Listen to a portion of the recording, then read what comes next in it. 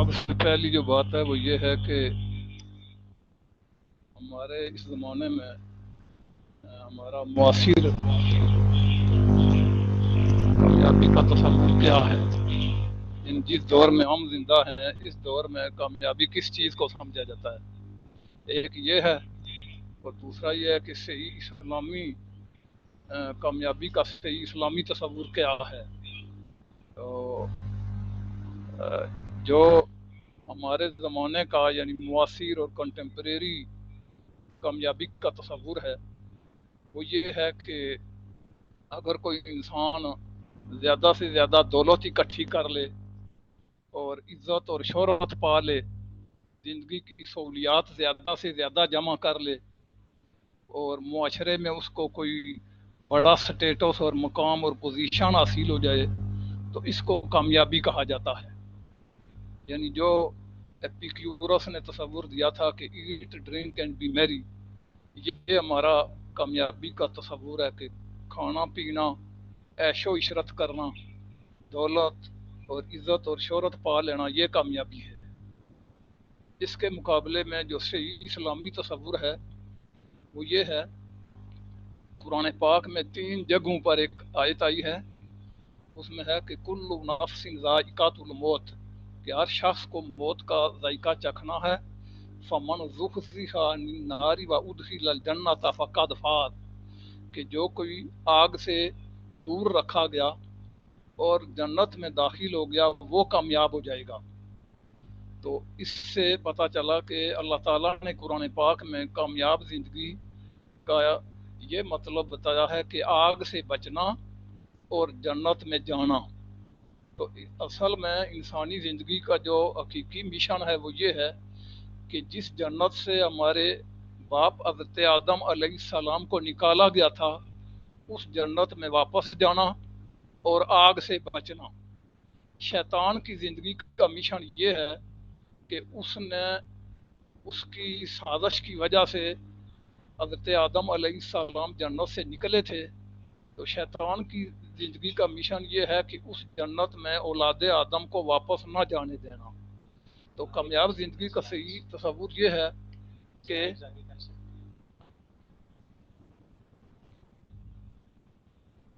اس کے بعد یہ کامیاب زندگی اور کا صحیح اور ہم معاصرانہ تصور تھا۔ اب اس کے بعد اگلی بات یہ ہے کہ کامیاب زندگی کا ایک مادی نظریہ ہے، میٹیریلسٹک نظریہ ہے، اور ایک کامیاب زندگی کا اسلامی تصور ہے۔ تو جو مادی نظریہ ہے وہ یہ ہے کہ وہ یہ کہتے ہیں کہ حقیقت وہی ہے جو ہمیں نظر آتی ہے، مادہ ہی حقیقت ہے، مادہ ہمیشہ سے ہے، خود بخود ہے، مادہ ہی حقیقت ہے۔ لہذا جو کچھ ہمارے حواس خمسہ سے پرسیو ہوتا ہے، جو کچھ ہم حواس خمسہ سے محسوس کرتے ہیں وہی حقیقت ہے، اسی کو اہمیت دینی چاہیے، اور اس کے لحاظ سے کامیاب زندگی ہے۔ اگر کوئی بندہ مادی لوازمات، مادی وسائل کو اکٹھا کر لے تو یہ کامیاب زندگی ہے۔ دوسرا اسلامی تصور یہ ہے کہ اللہ تعالیٰ نے اس کائنات کو عدم سے وجود بخشا اور اللہ تعالیٰ ایک وقت مقرر پر اس کائنات کو ختم کرے گا، پھر تمام انسانوں کو زندہ کر کے اپنے سامنے اکٹھا کرے گا اور ان سے ان کی زندگی کے ایک ایک لمحے اور ایک ایک لحظے کا حساب لے گا۔ اس کے بعد پھر جو اس نے اللہ کے قانون کے مطابق زندگی گزاری ہوگی اس کو اللہ تعالیٰ ایک ابدی کامیابی کی جگہ جس کو جنت کہتے ہیں اس میں رکھے گا، اور جس نے اللہ کے قانون کی پابندی نہیں کی ہوگی یعنی اللہ کی عبادت اور اللہ کے قانون کی پابندی اور اطاعت نہیں کی ہوگی اس کو ایک خوفناک انجام سے دوچار کرے گا جس کو جہنم اور آگ کہتے ہیں۔ تو یہ دو بنیادی نظریے ہیں، یہ نظریے بالکل ڈائمیٹریکلی اپوزٹ ہیں۔ اس وجہ سے ان دونوں نظریات کی بنیاد پر جو رویے وجود میں آتے ہیں وہ بھی بالکل ایک دوسرے سے مختلف ہیں۔ مادی نظریہ یہ کہتا ہے کہ سب کچھ مادہ ہی ہے، لہذا مادے ہی کو اہمیت دینی چاہیے، اسی دنیا میں عیش و عشرت کر لینی چاہیے، اگلی زندگی کا کوئی تصور نہیں ہے۔ تو لیکن اسلامی تصور یہ ہے کہ انسان اس دنیا میں صرف آزمائش کے لیے بھیجا گیا ہے، اسی لحاظ سے اس کو زندگی گزارنی چاہیے۔ قرآن میں اللہ تعالیٰ نے فرمایا کہ اللہ ذی خلق الموت والحیات لیبلوکم ایکم احسن عملا، کہ اللہ نے زندگی اور موت کو پیدا کیا تاکہ تمہیں آزمائے کہ تم میں سے کون زیادہ بہتر عمل کرنے والا ہے۔ تو یہ دو اسلامی یہ دو کامیاب زندگی کے بالکل اپوزٹ اور متخالف اور متضاد نظریات ہیں۔ آگے ان زندگی ان پر جو رویے اور جو بیہیویئر اور کنڈکٹ اور وے آف لائف ان پر مترتب ہوتا ہے، اگلا پوائنٹ ہمارا وہ ہے۔ تو مادہ پرستانہ نظریے کے عملی زندگی پر اثرات یہ ہیں کہ جو بندہ جتنا زیادہ مادہ پرست ہوگا، اتنا زیادہ چونکہ وہ اپنے ذاتی مفاد کو اہمیت دے گا، اس کے سامنے کوئی بڑا نظریہ نہیں ہوگا، کوئی بڑا مقصد نہیں ہوگا، اس کی اپنی ذات ہی سب کچھ ہوگی۔ تو ایسا بندہ پھر خود پرست ہو جاتا ہے، نفس پرست ہو جاتا ہے، خود غرض اور لالچی ہو جاتا ہے، اور بعض دہا بے رحمی کی اور سنگ دلی کی حد تک مطلب پرست اور دوسروں سے لا غرض اور لا تعلق ہو جاتا ہے۔ پوری دنیا میں اس وقت جو کچھ بھی ہو رہا ہے، جس کا تقریباً ہر بندہ جس کا رانا رو رہا ہے، اس کی سب سے بڑی وجہ یہی مادہ پرستانہ نظریہ ہے۔ تو جو بندہ جتنا اس نظریے سے زیادہ متاثر ہوگا، اتنا اس کی زندگی پر یہ اثر پڑے گا کہ وہ دوسروں سے اس کو کوئی غرض نہیں ہوگی، وہ صرف اپنے آپ کو ڈیولپ کرنے کے لیے، اپنے گھرانے اور اپنے خاندان کو ڈیولپ کرنے کے لیے ہر جائز طریقہ بھی اختیار کرے گا اور ہر ناجائز طریقہ بھی اختیار کرے گا۔ تو یہ مادہ پرستانہ نظریے کے عملی زندگی پر اثرات ہیں۔ اس کے بعد اسلامی تصور کے عملی زندگی پر اثرات۔ تو اسلامی تصور کے عملی زندگی پر اثرات یہ ہیں کہ انسان میں دو مین تبدیلیاں پیدا ہوتی ہیں۔ ایک ہے کہ اس کا اللہ کے ساتھ تعلق ٹھیک ہو جاتا ہے، اور دوسرا اللہ کی مخلوق کے ساتھ تعلق ٹھیک ہو جاتا ہے۔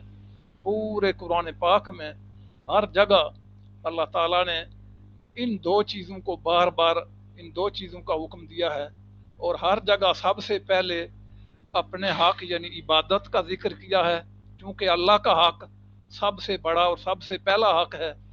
اس لیے اللہ تعالیٰ نے ہر جگہ عبادت اور ذکر و فکر کا پہلے حکم دیا ہے، اس کے بعد پھر اپنی مخلوق کے حقوق کا ذکر کیا ہے، جن میں سب سے پہلے والدین کے حقوق، اس کے بعد رشتہ داروں کے حقوق، پھر یتیم بچوں کے حقوق، پھر غریب اور کمزور لوگوں کے حقوق، اور پھر دوسرے محتاج اور نیڈی لوگوں کے حقوق۔ تو یہ اسلامی تصور کے عملی زندگی پر یہ اثرات ہوتے ہیں۔ 15ویں پارے کی سورۃ الاسراء میں ہے کہ اللہ تعالیٰ نے سب سے پہلے اپنے حق کی بات کی ہے کہ فرمایا کہ اللہ تعبدوا الا ایاہ وقضی ربک اللہ تعبدوا الا ایاہ، کہ اے نبی آپ کے رب نے فیصلہ کر دیا ہے کہ تم اس کے علاوہ کسی کی عبادت نہ کرو۔ تو سب سے پہلے اپنی عبادت کا حکم دیا، وبالوالدین احسانا، اور والدین کے ساتھ بہت اچھا سلوک کرو۔ پھر آگے چل کر فرمایا وآت ذی القربى حقہ والمسکین وابن السبیل ولا تبذر تبذیرا ان المبذرین کانوا اخوان الشیاطین وکان الشیطان لربہ کفورا۔ اور والدین کے حقوق کے بعد فرمایا کہ اور رشتہ دار اور غریب اور یتیم بچوں کو ان کا حق دے۔ تو اب یہ اس کے عملی زندگی پر اثرات مرتب ہوتے ہیں۔ اس کے بعد ہے کہ اسلامی نظریے کے تقاضے۔ تو جو اسلامی نظریہ ہے اس کے تقاضے ترتیب وار یہ ہیں کہ اس میں سب سے پہلے کچھ حقائق ہیں جن کو ماننا پڑتا ہے، تو وہ حقائق، ان حقائق کو ماننے کا اور ان پر یقین کو عقیدہ کہتے ہیں، اور وہ 5 ہیں، اور وقت یقین رکھنے کو ایمان کہتے ہیں۔ تو ان میں سب سے پہلی جو حقیقت ہے وہ یہ ہے کہ اللہ تعالیٰ کو اس کائنات کا خالق، مالک اور رب اور معبود مانا جائے۔ اس کو عقیدہ توحید اور ایمان باللہ کہتے ہیں۔ دوسرا ہے کہ آخرت پر یقین رکھا جائے، اور یہ بات اس بات کو سمجھا جائے اور اس پر یقین رکھا جائے کہ ایک وقت آنے پر اللہ تعالیٰ اس ساری کائنات کو ختم کر کے اس سے مچ بگر اور مچ بیٹر ایک نئی کائنات بنائے گا، اس میں تمام انسانوں کو اکٹھا کر کے ان کی زندگی کے ایک ایک لمحے اور لحظے کا حساب لے گا۔ اس کے بعد عقیدہ رسالت ہے کہ اللہ تعالیٰ نے اپنی توحید اور اطاعت اور اپنے دین کا پیغام انسانوں تک پہنچانے کے لیے رسولوں کو بھیجا ہے۔ اس کے بعد پھر فرشتوں پر ایمان اور کتابوں پر ایمان ہے۔ تو یہ 5 عقائد ہیں۔ اس کے بعد اگلی چیز ہے عبادت اور ذکر، کہ جب اللہ تعالیٰ کی توحید کو کوئی بندہ مان لیتا ہے تو اس کے بعد اس کی اگلی ذمہ داری یہ ہے کہ وہ اللہ کی عبادت بجا لائے۔ توحید بھی دراصل اللہ کی عبادت کے حق کو ماننے کا نام ہے۔ اسی لیے کلمہ توحید میں لا الہ الا اللہ آتا ہے کہ اللہ کے علاوہ کوئی معبود نہیں۔ تو کلمہ توحید کے اندر ہی عبادت کا ذکر ہے کہ اللہ کے علاوہ کوئی بھی معبود نہیں ہے، اس لیے اللہ ہی کی عبادت کی جائے۔ تو اگلی چیز عبادت ہے۔ ہر جگہ اللہ تعالیٰ نے سب سے پہلے اپنی عبادت کا حکم دیا ہے۔ جتنے نبی آئے انہوں نے جو مین بات کی ہے اور جو سب سے پہلی بات کی ہے وہ یہی ہے کہ یا قوم اعبدوا اللہ ما لکم من الہ غیرہ، اے میری قوم کے لوگوں اللہ کی عبادت کرو، اس کے علاوہ تمہارا کوئی معبود نہیں ہے۔ تو اس کے ساتھ ایک چیز ہے ذکر، وہ تقریباً اسی کیٹاگری میں شامل ہوتی ہے کہ اللہ تعالیٰ کو یاد رکھا جائے، اللہ تعالیٰ کو یاد کیا جائے، یعنی ہر موقع پر اللہ تعالیٰ کا نام لیا جائے، اللہ تعالیٰ کو یاد رکھا جائے، اللہ کی طرف توجہ رکھی جائے اور اللہ کے حکم کا خیال رکھا جائے۔ تو امام غزالی علیہ الرحمہ نے المقصد الحسنہ میں فرمایا ہے کہ انسان کا توحید میں سے یہ جو اللہ کا اس میں جلالت ہے، اس سے انسان کا حظ یعنی حصہ یہ ہے کہ انسان ہر وقت اللہ تعالیٰ کی طرف توجہ رکھے، اللہ تعالیٰ ہی کو اپنا سب کچھ سمجھے اور اس کے سامنے ہر وقت جھکا رہے اور کسی اور سے کوئی امید نہ رکھے، اسی سے ڈرے، اسی سے امیدیں وابستہ کرے اور ہر وقت اپنی توجہ کو اللہ کی طرف مرکوز رکھے۔ تو یہ عبادت اور ذکر ہے۔ اس کے بعد اگلی چیز ہے اطاعت۔ اطاعت کا لفظی مطلب ہوتا ہے کہ اپنی مرضی اور خوشی سے کوئی کام کرنا۔ تو اطاعت کا مطلب ہے کہ حکم مان لینا، یعنی اللہ تعالیٰ نے قرآن میں جو اپنا قانون بیان کیا ہے اس کو تسلیم کرنا اور اس کو اپنانا، اس کی خلاف ورزی نہ کرنا، یہ اطاعت ہے۔ قرآن پاک میں تقریباً 37 آیات میں اطاعت کا ذکر ہے۔ تو ان میں آتا ہے کہ مثلا آتا ہے اطیعوا اللہ و اطیعوا الرسول، کہ اللہ کا حکم مانو اور اللہ کے رسول صلی اللہ علیہ وسلم کا حکم مانو۔ تو اس طرح کی 37 آیات ہیں جن میں اطاعت کا ذکر ہے۔ تو اگلی چیز یہ ہے عبادت اور اطاعت، یہ دو وہ بنیادی چیزیں ہیں جن میں پورے دین کو ان دو لفظوں میں سمیٹا جا سکتا ہے کہ دین کیا ہے؟ اللہ کی عبادت بجا لانا اور اللہ کے قانون کی پابندی کرنا۔ عبادت اور اطاعت ان دونوں کے عنوان ہیں۔ اس کے بعد اگلی چیز ہے معاملات۔ تو معاملات جس کو ہم ڈیلنگز کہتے ہیں، کہ انسانوں کے ساتھ جو ڈیلنگز ہیں، لین دین ہے، برتاؤ ہے، اس کو معاملات کہتے ہیں۔ تو اس کی بھی قرآن و حدیث میں بہت تاکید آئی ہے کہ انسان جب دوسرے انسانوں کے ساتھ برتاؤ کرے تو اس وقت ان کے ساتھ اس طرح برتاؤ کرے کہ جس طرح وہ چاہتا ہے کہ لوگ میرے ساتھ برتاؤ کریں۔ تو اچھے طریقے سے ان سے برتاؤ کرے، بے ایمانی اور بد دیانتی نہ کرے، لوگوں کو دھوکہ نہ دے اور لوگوں کے ساتھ اس طرح سلوک کرے کہ لوگوں کی حق تلفی نہ ہو۔ تو معاملات میں جو مین بنیادی نقطہ ہے وہ یہ ہے کہ لوگوں کی حق تلفی نہ کرے، جس طرح اپنے حق کا خیال رکھتا ہے اسی طرح لوگوں کے حقوق کا خیال رکھے۔ تو مثلا قرآن پاک میں آتا ہے وَقُولُوا لِلنَّاسِ حُسْنًا، اور لوگوں کے ساتھ اچھے طریقے سے، خوبصورت طریقے سے بات کرو۔ اسی طرح ایک جگہ آتا ہے سورۃ بقرہ میں کہ یا ایھا الذین آمنوا تاکلوا اموالکم بینکم بالباطل، کہ اے ایمان والو آپس میں ایک دوسرے کے مال ناجائز طریقے سے نہ کھایا کرو. تو اسی طرح بہت ساری دوسری جگہوں پر تو معاملات میں یہ ہے کہ دوسروں کے ساتھ ایمانداری، ہمدردی اور درد مندی کے ساتھ برتاؤ کرے، دیانتداری کے ساتھ برتاؤ کرے. جس طرح اپنا بھلا چاہتا ہے اسی طرح دوسروں کا بھلا بھی چاہے. تو یہ ہے. اس کے بعد ہے حسن اخلاق. تو اخلاق میں وہ عادات اور وہ رویے آتے ہیں جو انسان سوسائٹی میں رہتے ہوئے اختیار کرتا ہے. تو حسن اخلاق تمام ادیان و مذاہب کی یہ ایک بنیادی تعلیم ہے کہ انسان دوسروں کے ساتھ اچھی طرح برتاؤ کرے. تو انسان کی عادات اور اس کے رویے ایسے ہوں کہ جس سے دوسروں کی دل آزاری نہ ہو، دوسروں کی حق تلفی نہ ہو. انسان دوسروں کے ساتھ عمدہ اور بہترین طریقے سے برتاؤ کرے. جس طرح یہ انسان چاہتا ہے کہ لوگ میرے ساتھ برتاؤ کریں اسی طرح دوسروں کے ساتھ برتاؤ کرے. تو ایک حدیث میں ہے کہ آپ نے فرمایا کہ تم میں سے بہترین انسان وہ ہے جو اخلاق کے لحاظ سے اچھا ہے. تو اخلاق تمام مذاہب کی ایک بڑی بنیادی تعلیم ہے. یہاں تک کہ بعض لوگوں نے مذہب کی تعریف ہی یہی کی ہے کہ مذہب اخلاقی تعلیمات کا مجموعہ ہوتا ہے. اگرچہ یہ مذہب کی پرفیکٹ اور جامع تعریف نہیں ہے، لیکن اس سے یہ اندازہ ہوتا ہے کہ مذہب میں اخلاق کو کتنی زیادہ اہمیت دی گئی ہے. تو یہ اسلامی نظریے کے بنیادی تقاضے ہیں. اس کے بعد ہے کہ کامیابی کے اسلامی تصور کے متعلق غلط فہمیاں. یعنی کچھ غلط فہمیاں پائی جاتی ہیں اسلامی تصور کے بارے میں. جو غلط فہمیاں کچھ بے خبری اور جہالت کی وجہ سے پیدا ہوئی ہیں، اور کچھ جو ہے وہ کچھ لوگوں نے جان بوجھ کر بھی ایسی غلط فہمیاں پیدا کی اور پھیلائی ہیں.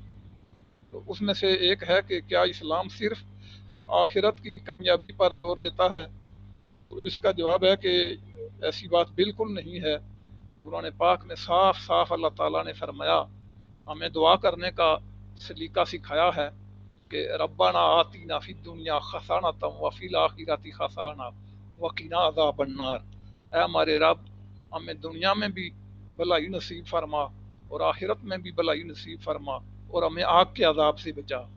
تو اس سے پتہ چلتا ہے کہ دنیا اور آخرت دونوں کی بھلائی پر زور دیا ہے اور ساتھ ہی آگ کے عذاب سے بچنے کی دعا کرنے کی تلقین کی ہے. اس سے وہی بات پتہ چلتی ہے کہ تمام انسانوں کی زندگی کا بنیادی مشن اور سب سے جو بڑا مسئلہ ہے وہ یہی ہے کہ مرنے کے بعد آگ سے بچنا. تو یہ اسلامی یعنی زندگی کا صحیح تصور ہے کہ اسلام دنیا اور آخرت دونوں پر زور دیتا ہے. حضرت مولانا جلال الدین رومی علیہ الرحمہ نے فرمایا تھا کہ چیست دنیا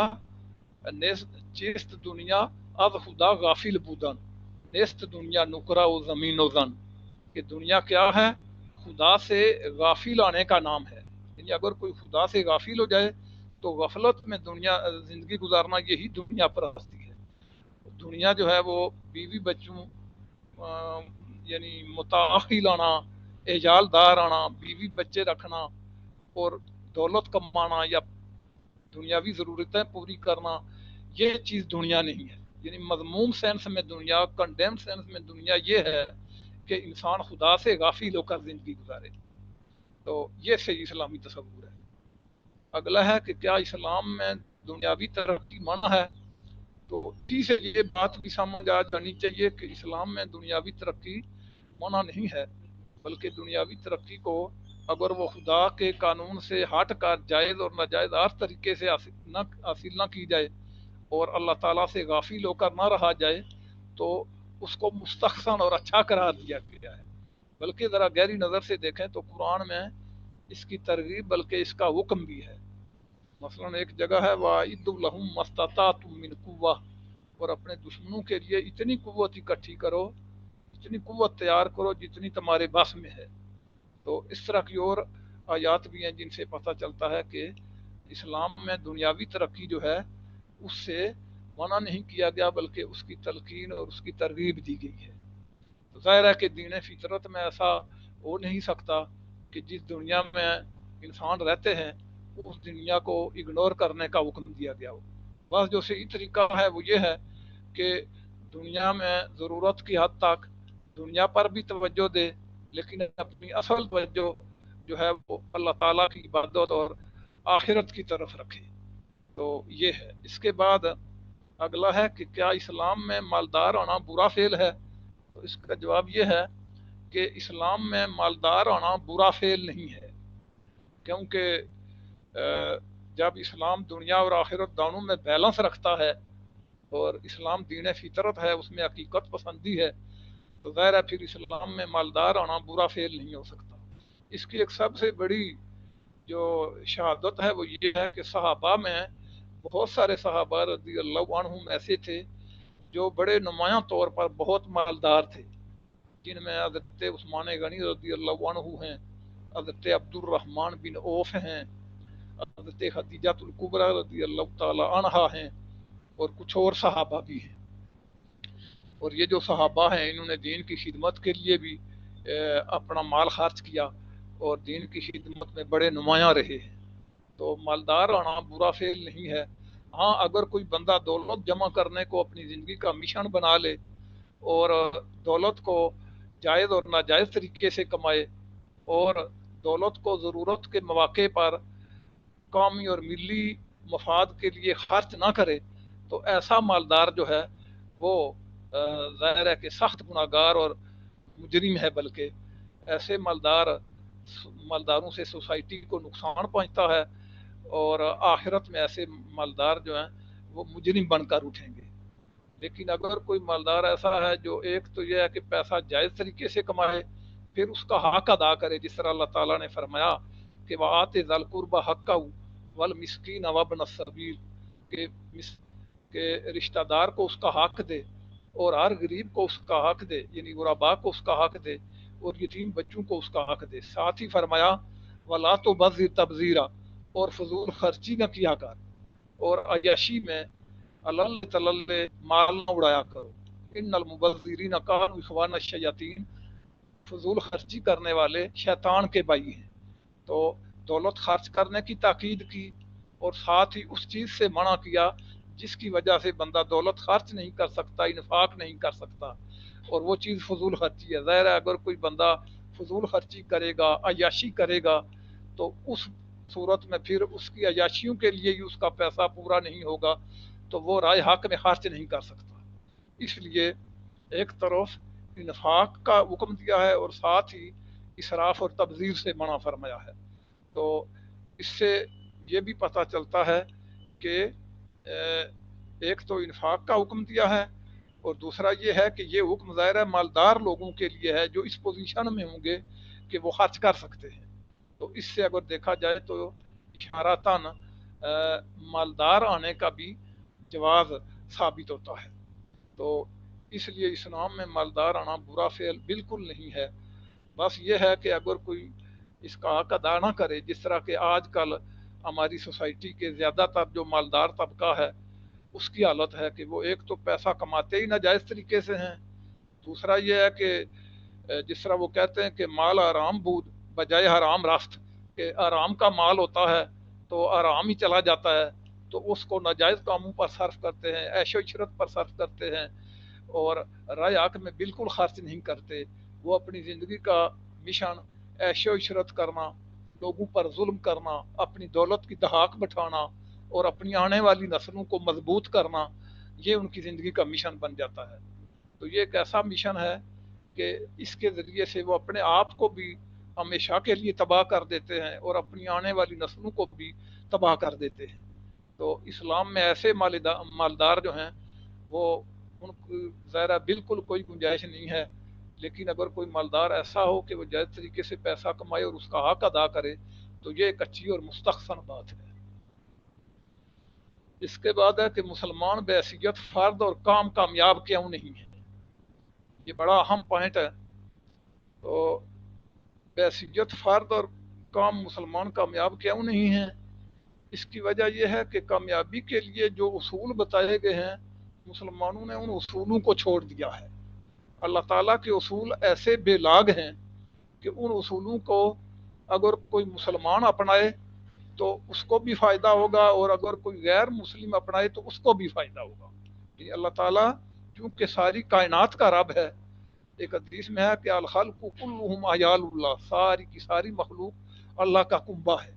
इसलिए अल्लाह ताला ने अपने कानून को यूनिवर्सल रखा है। अल्लाह ताला के कानून बेलाग हैं। उन कानूनों पर अगर कोई काफिर और मुशरिक और अल्लाह का मुनकिर भी अमल करेगा तो फ़ायदा उठाएगा, और अगर उन कानूनों की कोई मुसलमान नाफरमानी करेगा, उनको नहीं अपनाएगा, तो उसको भी नुकसान होगा। यानी सिर्फ इतना काफ़ी नहीं है कि कोई मुसलमान आने का दावा कर ले तो फिर वो लाडला हो जाएगा, और ऐसा बंदा अमल करे ना करे वो कामयाब होगा। तो वो जो कामयाबी के लिए उसूल हैं, वो उसूल मुसलमानों ने छोड़ दिए। अगर कोई फ़र्द उन उसूलों को छोड़ेगा तो वो भी नाकाम होगा, और अगर पूरी कौम या किसी काम की अक्सरियत उन उसूलों को छोड़ देगी तो वो भी नाकाम होगी। मसलन इकबाल ने अपने कलाम में एक जगह फरमाया है कि सबक फिर पढ़ सदाकत का, अदालत का, शुजाअत का, लिया जाएगा तुझसे काम दुनिया की इमामत का। तो सदाकत, शुजाअत और अदालत, तो अब देखें कि सदाकत और अदालत दो ऐसी चीज़ें हैं कि जो इस वक्त जो हमारे 21वीं सदी में जिस वक्त जो हालात चल रहे हैं, पूरी दुनिया में तकरीबन 2.25 अरब मुसलमान हैं और 57 इस्लामी ममालिक हैं, तो उनको देख लें कि उनमें बिल्कुल वाज़े तौर पर जो चीज़ नज़र आती है वो ये है कि उनमें अदल व इंसाफ नहीं है, उनमें सदाकत नहीं है। क्योंकि मुसलमानों का सबसे बड़ा मसला आराम खोरी और मफाद परस्ती है। इस वजह से फिर उससे रिलेटेड जितनी खराबियां हैं वो भी पैदा हो जाती हैं। ज़ाहिर है कि जब कोई बंदा जायज़ और नाजायज़ तरीके से अमीर बनने को अपना मिशन बना लेगा तो वो गलत तरीके इख्तियार करेगा। वो गलत तरीके जो हैं, शैतान उसके कानों में ये फूंकता है कि इन गलत तरीकों से तुम दौलत इकट्ठी कर लोगे, तुम्हारा सोसाइटी में स्टेटस हो जाएगा, लोग तुम्हारी इज्जत करेंगे, तो उसको भी फिर यही नज़र आने लगता है। लेकिन इससे ये होता है कि जब अगर वो एक दौलत इकट्ठी कर भी ले, उसकी इज्जत और शोहरत हो भी जाए, तो क्या होगा कि जब वो at the cast of others दूसरे लोगों को नुकसान पहुंचाकर दौलत इकट्ठी करेगा, तो नतीजा ये होगा कि वो एक कमज़ोर काम का फर्द होगा। तो जब वो एक कमज़ोर काम का फर्द होगा तो अल्टीमेटली और अंजाम कार खुद उसको भी नुकसान पहुंचेगा। तो इसलिए मुसलमान बैसियत फ़र्द भी इसी वजह से नाकाम हैं कि उन उसूलों को छोड़ा हुआ है। खुद गर्जी, मफाद परस्ती, मुनाफकत, बदयांती, आराम खोरी, ये चीज़ें इख्तियार करते हैं। तो इन चीज़ों का ज़ाहिर है कि अगर इन चीज़ों में कोई फ़ायदा होता तो अल्लाह ताला इनसे मना ना फरमाता, अल्लाह ताला इनका हुक्म दे देता कि ये ज़रूर किया करो। तो इन चीज़ों का इनफरादी नुकसान भी है और कौमी और मिली नुकसान भी है। तो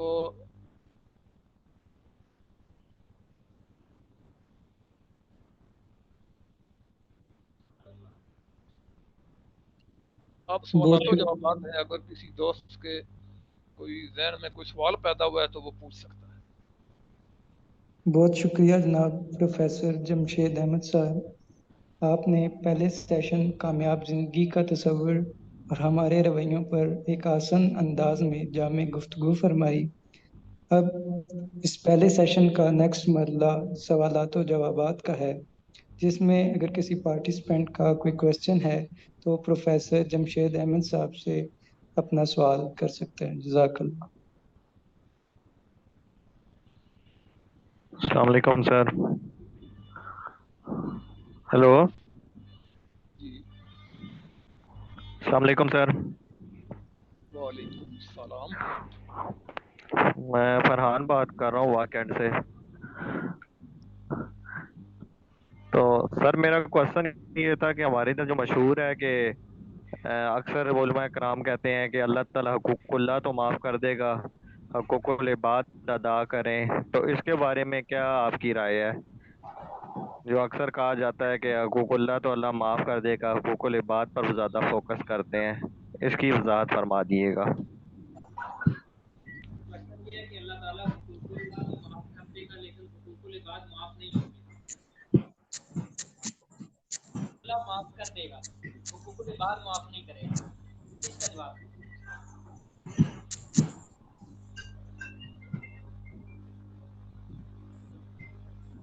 آپ نے یہ بڑا اہم سوال کیا ہے کہ اللہ تعالیٰ حقوق اللہ معاف کر دے گا، بندے کے حقوق معاف نہیں کرے گا. تو یہ اصل میں بالکل ایک سراسر غلط خیال ہے جو ہماری سوسائٹی میں پھیلا دیا گیا ہے. تو نہ قرآن میں ایسا ہے، نہ حدیث میں ہے، بلکہ بر صغیر کے علاوہ عرب دنیا میں بھی یہ خیال نہیں پایا جاتا. بر صغیر میں بھی چند علماء نے یہ بات لکھی ہے، لیکن زیادہ تر لوگ یہی سمجھتے ہیں کہ اللہ تعالیٰ کہتا ہے کہ میں اپنا حق تو معاف کر دوں گا، بندوں کا حق معاف نہیں کروں گا. تو یہ بات سراسر غلط ہے. کسی جگہ بھی اللہ تعالیٰ نے یہ بات نہیں کی ہے. اگر یہ بات اللہ نے کی ہو تو ظاہر ہے قرآن میں ہو نا. قرآن کی 6236 آیتیں ہیں. عام طور پر کہا جاتا ہے کہ 6666 آیتیں ہیں، تو صحیح یہ ہے کہ 6236 آیتیں ہیں اور 114 صورتیں ہیں، ان میں ہو. تو کسی جگہ بھی نہیں ہے، نہ ہی حدیث میں ہے. تو اصل میں تھوڑی سی میں نے، چونکہ یہ سوال پہلے بھی پیش ہوتا رہا ہے تو اس پر ریسرچ کی ہے. تو اصل یہ ہے کہ حضرت عبد الرحمن جامی علیہ الرحمہ کی ایک کتاب ہے نفحات الانس. تو اس میں انہوں نے لکھا ہے حضرت عبد الرحمن جامی علیہ الرحمہ 898 ہجری میں فوت ہوئے تھے. تقریباً آج سے 550 سال 600 سال پہلے کے ہیں تقریباً. تو انہوں نے اس وقت اپنی کتاب میں لکھا ہے، ایک ٹاپک لکھا ہے کہ بندوں کی اس لحاظ سے کل 24 قسمیں ہیں کہ کچھ لوگ اللہ کی راہ پر چلتے ہیں، کچھ لوگ اللہ کی راہ پر نہیں چلتے. پھر اللہ کی راہ پر چلنے والے لوگ جو ہیں وہ کل کتنی قسموں کے ہیں؟ تو اس میں آپ نے بتایا کہ 24 قسم کے ہیں. اس میں ایک قسم آپ نے لکھی ہے کہ کچھ قسم کے لوگ، یہ دیکھیں یعنی 9ویں صدی ہجری کی بات ہے، تو یہ 15ویں صدی جا رہی ہے. انہوں نے لکھا ہے کہ کچھ زندیق اور منافق قسم کے لوگ ہیں. تو ان کے بارے میں انہوں نے لکھا ہے کہ وہ یہ خیال رکھتے ہیں اور اس خیال کو پھیلاتے ہیں کہ بس صرف انسانوں کی خدمت ہی سب کچھ ہے اور مردہ مزاری صرف گناہ ہے. تو اس طرح کے کچھ لوگ یعنی آج سے کئی 100 سال پہلے موجود تھے. اس دور میں تو جو لبرلسٹ ہیں اور سیکولرسٹ ہیں یہ ایک بہت بڑا طبقہ ہے. تو انہوں نے یعنی وہ زیادہ ڈیولپڈ ہو گئے ہیں اور انہوں نے جان بوجھ کر اس طرح کی چیزیں پھیلائی ہیں. تو مسلمانوں نے سادگی اور کم علمی اور حماقت کی وجہ سے ان چیزوں کو صحیح سمجھ لیا ہے. تو یہ بات سراسر غلط ہے. قرآن اگر ذرا بھی توجہ سے پڑھیں تو یہ بات بالکل بداہتاً واضح ہو جاتی ہے کہ ایسا نہیں ہے. قرآن میں ہر جگہ اللہ تعالیٰ نے سب سے پہلے اپنے حق کا ذکر کیا ہے اور اس کے بعد بندوں کے حق کا ذکر کیا ہے. یہ بات کہیں بھی نہیں فرمائی کہ بندوں کا حق معاف نہیں کروں گا اور اپنا حق معاف کر دوں گا. تو چونکہ اس وقت کی کمی ہے اس لیے اتنا ہی بیان کیا جا سکتا ہے. اگر کسی دوسرے موقع پر آپ نے یہ سوال کیا تو اس کی زیادہ ڈیٹیل انشاءاللہ بتا دیں گے تو آپ کو یہ بات اچھی طرح سمجھ آ جائے گی کہ واقعہ اسی طرح ہے. ہمارے ایک اور پارٹیسپینٹ لیاقت علی صاحب ہیں، وہ ایک سوال پوچھنا چاہتے ہیں. جی لیاقت علی صاحب، آپ اپنا سوال سر سے پوچھیں.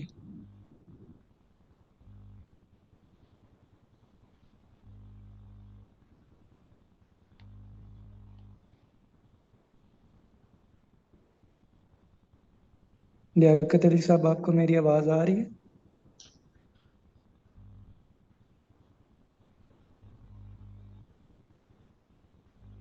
السلام علیکم. میرا سوال یہ ہے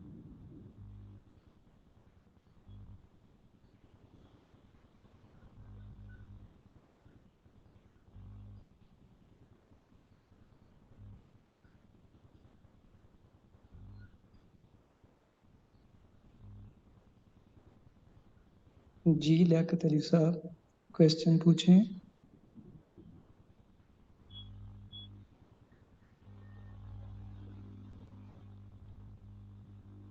السلام علیکم. میرا سوال یہ ہے کہ مطلب زندگی میں بہت ساری ڈسٹریکشن آتی ہیں، مطلب اتنی آس پاس کے وسوسے یا آس پاس کے ماحول کا اتنا اثر ہوتا ہے انسان کی زندگی پہ کہ وہ معاشرے میں آگے نہیں بڑھ پاتا، کیونکہ مطلب معاشرے کے ساتھ ہی چلنا ہوتا ہے.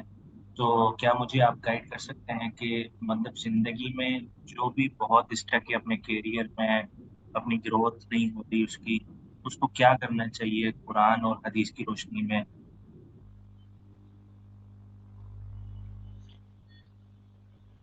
کوشچن انہوں نے کیا ہے کہ بہت ساری سوسائٹی سے چیلنجز اور پرابلمز آتی ہیں اور وہ انسسٹ کرتے ہیں، فورس کرتے ہیں کہ سوسائٹی کے ساتھ چلیں. تو ایسی صورت میں قرآن و حدیث کیا گائیڈ کرتا ہے کہ آگے بڑھنے کے لیے سوسائٹی کے ساتھ چلنا چاہیے یا پھر کوئی اور راستہ اختیار کرنا چاہیے؟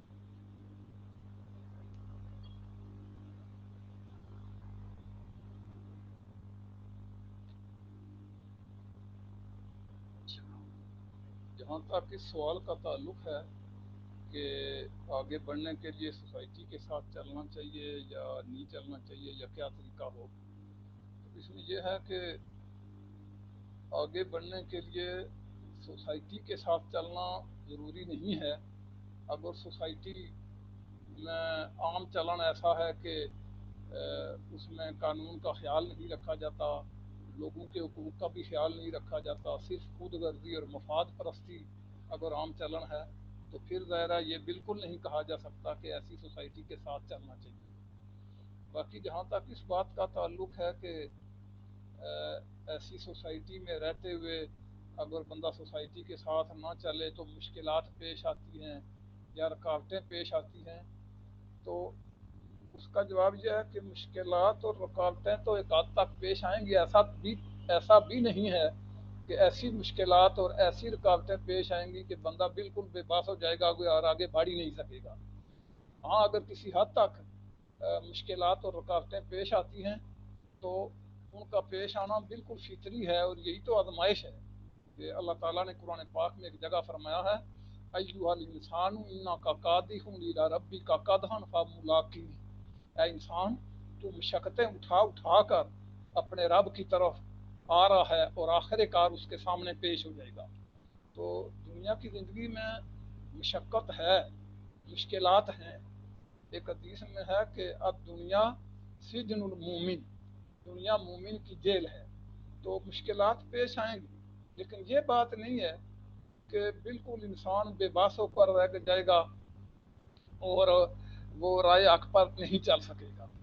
ان مشکلات پر جب وہ چلے گا تو اللہ تعالیٰ کی مدد بھی ایک چیز ہے، اللہ تعالیٰ اس کی مدد فرمائے گا اور اللہ تعالیٰ کی